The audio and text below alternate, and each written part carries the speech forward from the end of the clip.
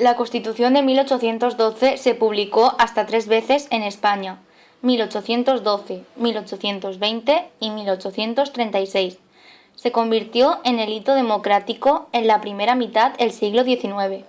Trascendió a varias constituciones europeas e impactó en los orígenes constitucionales y parlamentarios de la mayor parte de los estados americanos durante y tras su independencia.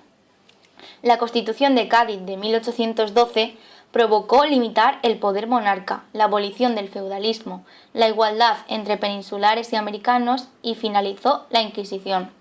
Sin embargo, la mayor parte de las investigaciones dedicadas a su estudio omiten o minusvaloran la influencia que la revolución liberal y burguesa española tuvo al transformar el imperio colonial español en provincias de un nuevo estado y convertir en nuevos ciudadanos a los antiguos súbditos del absolutismo, y que incluía en su definición de ciudadanos españoles no solo a los europeos o sus descendientes americanos, sino también a las castas y a los indígenas de los territorios de América, lo que se tradujo, en tercer lugar, en su trascendencia para las nacientes legislaciones americanas.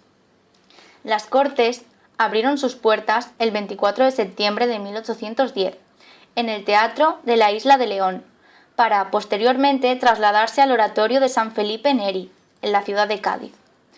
Allí reunían a los diputados electos, por el decreto de febrero de 1810, que había convocado elecciones tanto en la península como en los territorios americanos y asiáticos. A estos se les reunieron los suplentes elegidos el mismo Cádiz para cubrir la representación de aquellas provincias de la monarquía ocupadas por las tropas francesas o por los movimientos insurgentes americanos. Las Cortes, por tanto, estuvieron compuestas por algo más de 300 diputados, de los cuales cerca de 60 fueron americanos. Un mismo estado para ambos hemisferios en el siglo XIX. En los primeros días hubo propuestas americanas encaminadas a abolir el entremado colonial y poner las bases de un mercado nacional con dimensiones hispánicas, que abarcaran también a los territorios de América, con reducción de aranceles a los productos americanos, apertura de más puertos coloniales para el comercio, etc. Un proyecto anterior en el siglo a la Commonwealth de Gran Bretaña. Los decretos gaditanos tuvieron una amplia repercusión y trascendencia durante las décadas posteriores, tanto en la península como en América.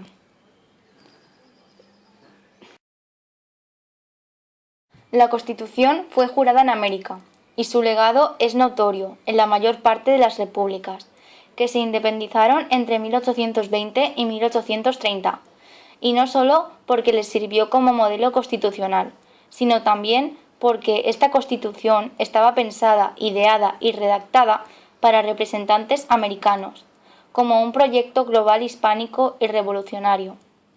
Parlamentos como el mexicano Miguel Arizpe, el chileno Fernández de Leiva, el peruano Vicente Morales Duárez, el ecuatoriano José Mejía Lérica, entre otros, en los años posteriores se convirtieron en influyentes forjadores de las constituciones nacionales de sus respectivas repúblicas. Sin duda, a ello contribuyó la fluida comunicación entre América y la península, y viceversa.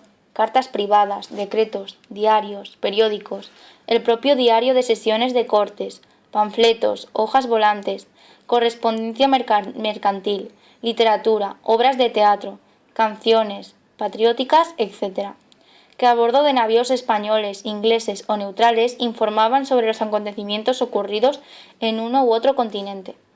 Hubo ideas, pero también hubo acción, dado que se provocaron procesos electorales municipales, provinciales y a Cortes, y se verificaron las elecciones, lo cual provocó una intensa politización en ambos espacios. Asimismo, el envío de numerario por parte de consulados de comercio, dueños de minas, hacendados, recaudaciones patrióticas, etc. al gobierno peninsular fue constante e imprescindible para pagar la intervención de los ingleses, así como el armamento de las partidas guerrilleras tras la derrota del ejército español en la batalla de Ocaña, el 19 de noviembre de 1809. Es importante insistir en que estas medidas contaban con el respaldo de la mayor parte de la burguesía criolla americana, partidaria de los cambios autonomistas y no necesariamente de una independencia que implicase la ruptura completa con la monarquía. La Constitución contiene una declaración de derechos del ciudadano, la libertad de pensamiento y opinión, la igualdad de los españoles ante la ley, el derecho de petición, la libertad civil, el derecho de propiedad y reconocimiento de todos los derechos legítimos de los individuos que componen la nación española. La estructura del Estado se componía de una monarquía limitada, basada en la división de poderes y no en el derecho divino. El poder legislativo. Las Cortes unicamerales representaban la voluntad nacional y poseían amplios poderes. Elaboración de leyes, aprobación de los presupuestos y de los tratados internacionales, mando sobre el ejército, etc. El mandato de los diputados duraba 2 años y eran inviolables en el derecho de sus funciones. El sufragio era universal, masculino e indirecto. El monarca era la cabeza ejecutiva, por lo que poseía la dirección del gobierno e intervenía en la elaboración de las leyes a través de la iniciativa y de la sanción. Las decisiones del monarca tenían que estar hechas por los ministros, quienes estaban sometidos a la responsabilidad penal. La administración de justicia era competencia exclusiva de los tribunales y establecía los principios básicos de un Estado de Derecho. Otros artículos de la Constitución planteaban la reforma de los impuestos y de la Hacienda, la creación de un ejército nacional, el servicio militar obligatorio y la implantación de la enseñanza primaria, pública y obligatoria.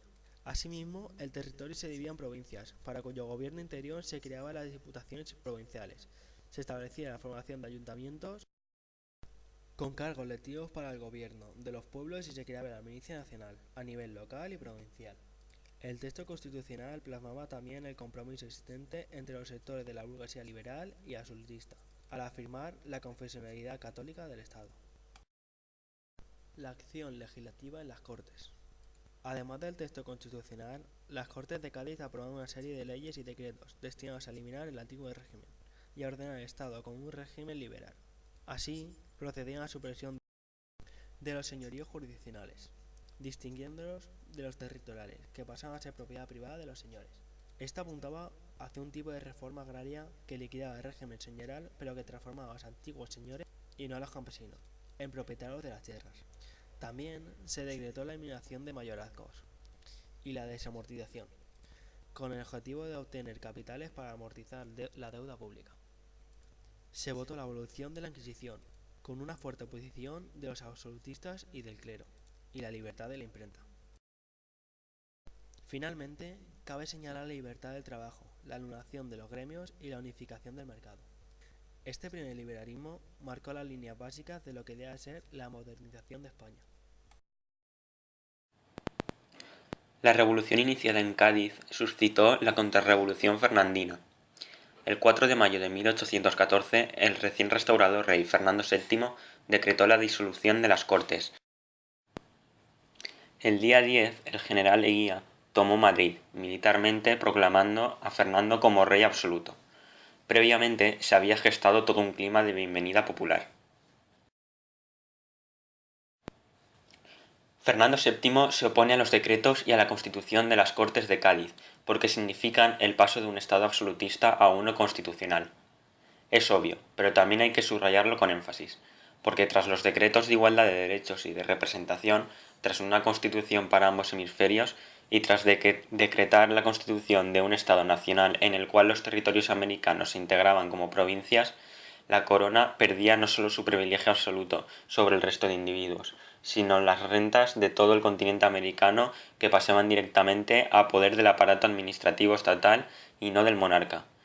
Al establecer el nuevo Estado nacional una sustancial diferencia entre la hacienda de la nación y la hacienda real. No podría consentirlo Fernando VII.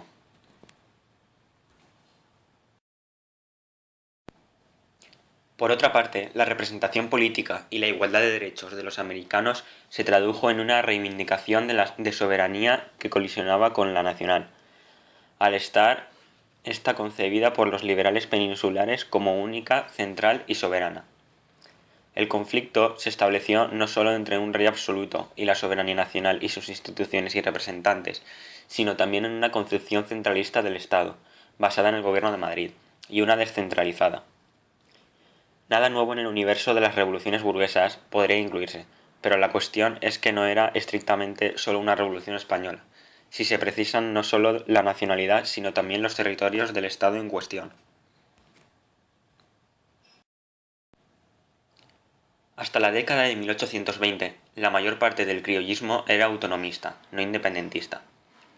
Podía asumir una condición nacional española, pero a cambio de un autonomismo en América para todas las cuestiones de política interna, lo que implicaba la descentralización política y las libertades económicas. Para lograr sus pretensiones, los americanos planteaban una división de la soberanía a tres niveles: la nacional, representada en Cortes; la provincial, depositada en las diputaciones; y la municipal, que residía en los ayuntamientos. Esta triple división de la soberanía, combatida por los liberales peninsulares, se legitimaba en los procesos electorales. Con estas propuestas, el autonomismo americano estaba planteando un Estado nacional no solo con caracteres hispanos, sino también desde concepciones federales. Los americanos depositaron toda la organización del Estado en la capacidad representativa y administrativa de las diputaciones provinciales como instituciones capaces de canalizar, administrar y recaudar las pretensiones y necesidades del criollismo de cada provincia. Esto provocó una doble reacción. Por una parte, el rey se opuso al federalismo, dado que los estados, que eran federales o confederales, tenían la república como forma de estado, los Estados Unidos de América y Suiza. Pero además, federalismo era sinónimo en aquellos momentos de democracia, asociada a elementos de disolución del Estado absolutista y por ende tachados de anárquicos. En segundo lugar, la propuesta federal de los americanos provocó una reacción cada vez más centralista entre los liberales peninsulares, que insistían en que la soberanía nacional, al ser indivisible, no podía delegarse en modo alguno en diputaciones provinciales, y la maquinaria administrativa debería ser manejada solo desde la península. Tras la década absolutista, frustrada la opción autonomista gaditana, el nacionalismo ultramarino optó por la insurrección armada, lo que condicionó la situación final revolucionaria española hasta el triunfo de las independencias continentales americanas en 1825.